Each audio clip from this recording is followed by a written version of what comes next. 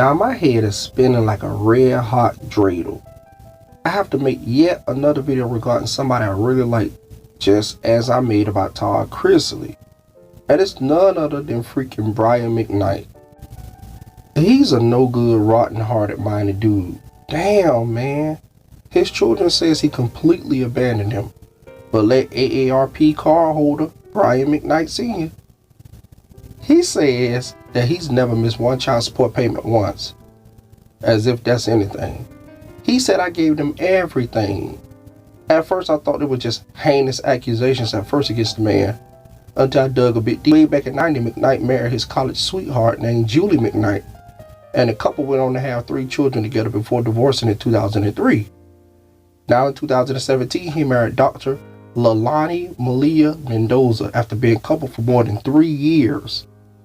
Now, for the most part, there haven't been any public scandals involving McKnight's family, because I know back in the day it was. He had a whole history of cheating. But besides that, lately, like I was saying, there hasn't really been any kind of public scandals involving McKnight's family, as they've always kept a low profile. However, all that went for that long boat ride with the Sandman, because his sons and daughter made a Daddy Dearest Instagram post regarding the absence of their father. Here's what his son BJ wrote, because that's way too much reading for me.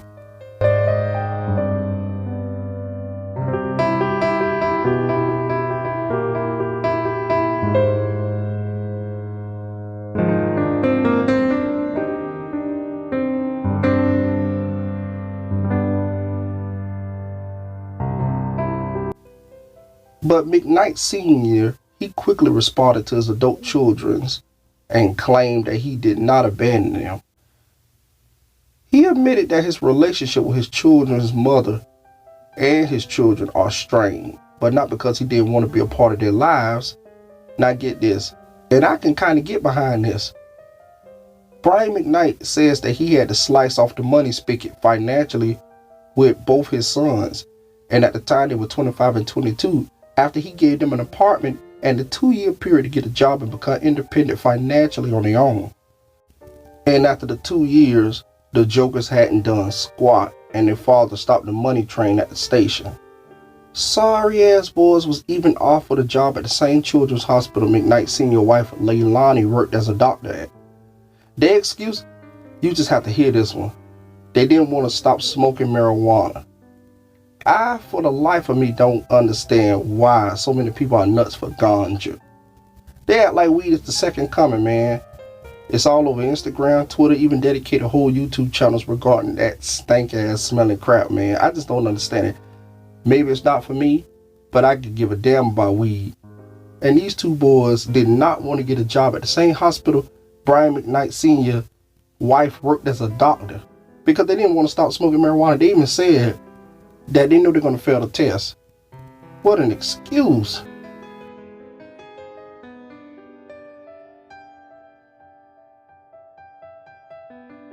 Hey, does that star-spangled banner yet wave? And also McKnight Sr. says that his relationship with his daughter is also strained and broken after he dropped dime and called children protective custody after he heard that his daughter was being banged out by an older cousin. Now, after he made the initial call, he said that he never heard anything else from his daughter, and that her mother had blocked him from her on all social media. I've actually started to switch gears upon doing this video and decide that I'm not going in on Brian McKnight Sr. because there's really nothing to go in on.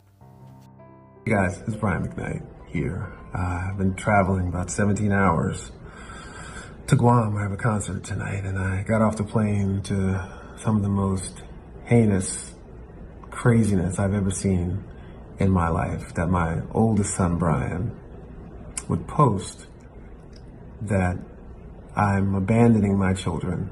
And the reason why, I suppose, is because I have a new family, and I guess this stems from a post that I made the other day about my son, Jack, who I'm very proud of, which isn't to say I'm not, and haven't been proud of my other children, but I was proud of this one for the things that he did that day. We'll get back to that in a second. Anyone who knows me knows over the last 20 years, 30 years now, as a matter of fact, that I've been there for my children every step of the way. Until recently, and let's be clear, my two sons are 30 and 27. Not 12, not 13, but 30. And my daughter's about to turn 18. That's another story I'll get to in a second.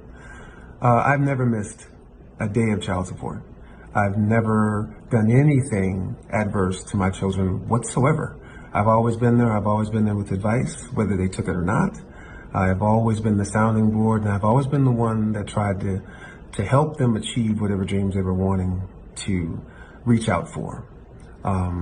I guess one of my only faults is that I gave my children everything that I didn't have in the hopes that they would appreciate it, because I know how much I would have appreciated it when I was their age.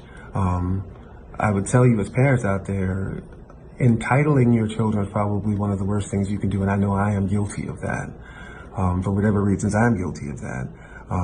Tough love is a tough thing as a parent to try to institute to your children, because you want to help them as much as you can, and I did as much as I possibly could. When I stopped doing that for them, BJ was 25 and Nico was 22.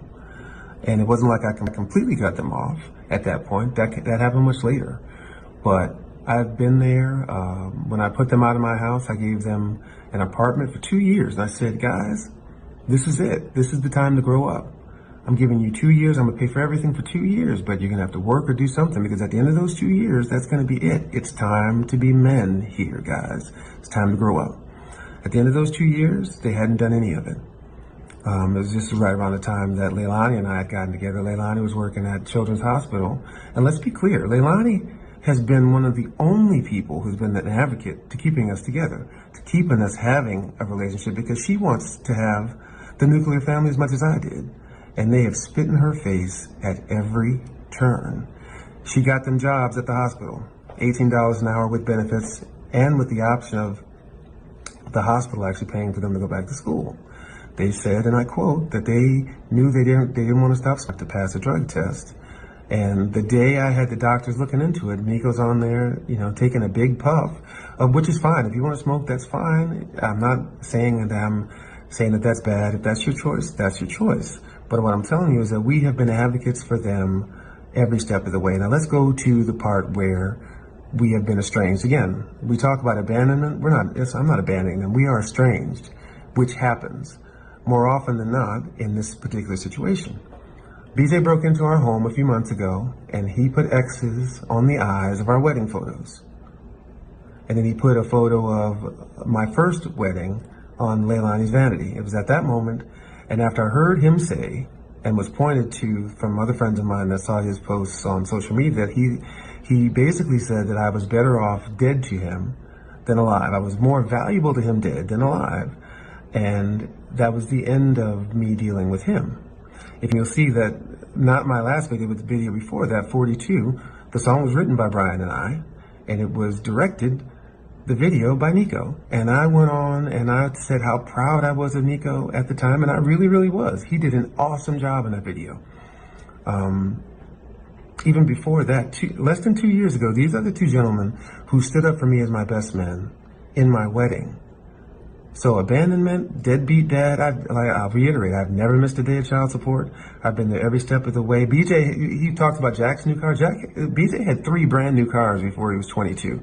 But I'm not talking about material things, because none of this has anything to do with money. It's about respect. Respect goes both ways. And even in family, there's a line that shouldn't and should not ever be crossed. It's crazy to me that people will just believe anything, and I thought it was important to set the record straight and let you guys know that abandonment has nothing to do with any of this. Deadbeat dad, I've been there every step of the way. And let's also remember that these kids are 30 and 27, not 12. It's time for grown men to be grown men.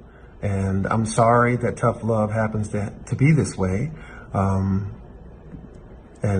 I do wish them the best. I want them to have and to reach their dreams and their full potential. But like any other man in the world, you got to go out there and you got to take it.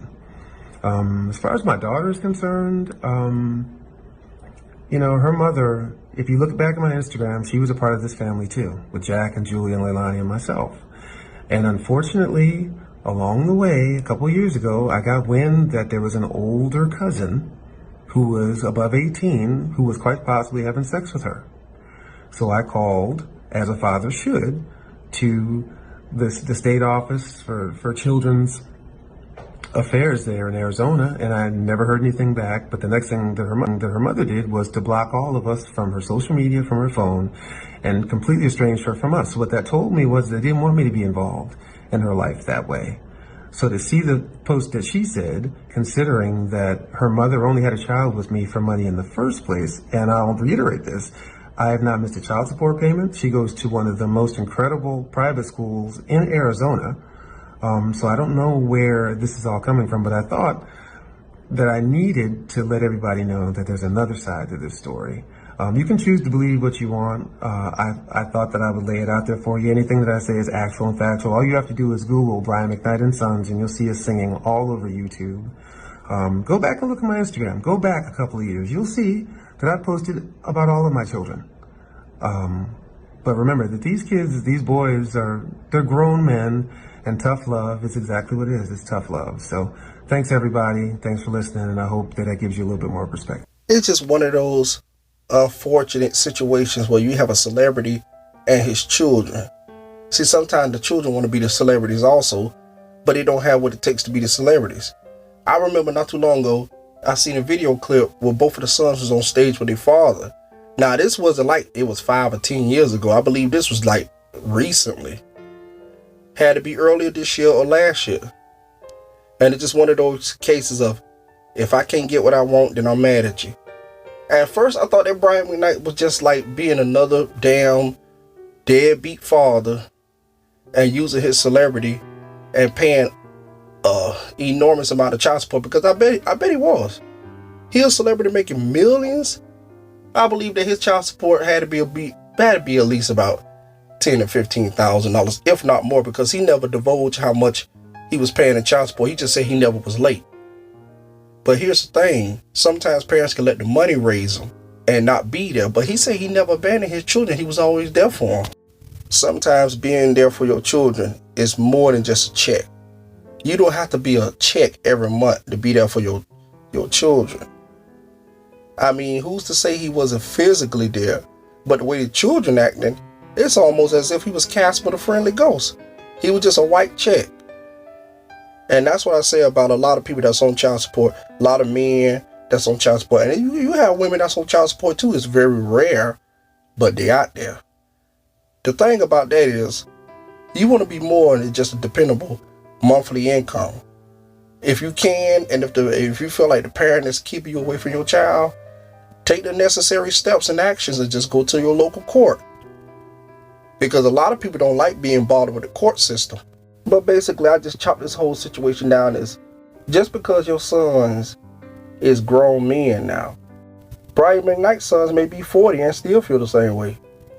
There's people that I know that's 50 and 60 and 70 that still rehashes about their childhood and their adolescence and their teen years and their early 20s.